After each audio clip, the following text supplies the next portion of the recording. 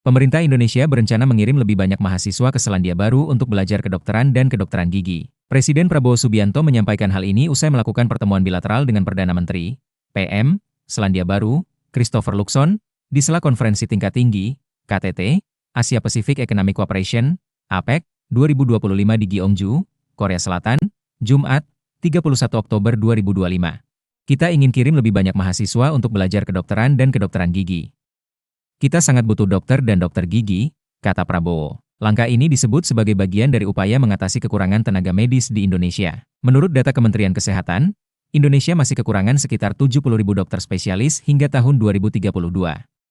Ketimpangan distribusi juga menjadi masalah. Sebagian besar dokter terkonsentrasi di kota besar seperti Jakarta dan Bandung, sementara 25 provinsi lainnya masih kekurangan tenaga medis. Rasio dokter Indonesia juga tergolong rendah. Menurut Good Stats, rasio dokter per 1.000 penduduk di Indonesia adalah 0,47, jauh di bawah standar Organisasi Kesehatan Dunia, WHO, yang menetapkan rasio ideal 1:1,000. Ini menjadikan Indonesia sebagai negara dengan rasio dokter terendah ketiga di kawasan Asia Tenggara. Kondisi ini berdampak langsung pada pelayanan kesehatan.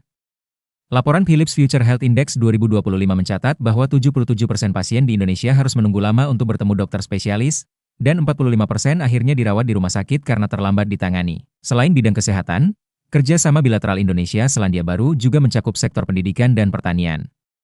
Prabowo mendorong agar guru-guru dari Selandia Baru dapat membantu memperkuat kemampuan bahasa Inggris tenaga kerja Indonesia. Kita mau tambah sekolah atau kursus-kursus bahasa Inggris untuk pekerja kita yang mau ke luar negeri. Saya kira bahasa sangat penting dan ini sedang kita bahas, ujar Prabowo. Pertemuan Prabowo dan PM Luxon bukan yang pertama. Keduanya juga sempat berdialog dalam KTT APEC 2024 di Peru.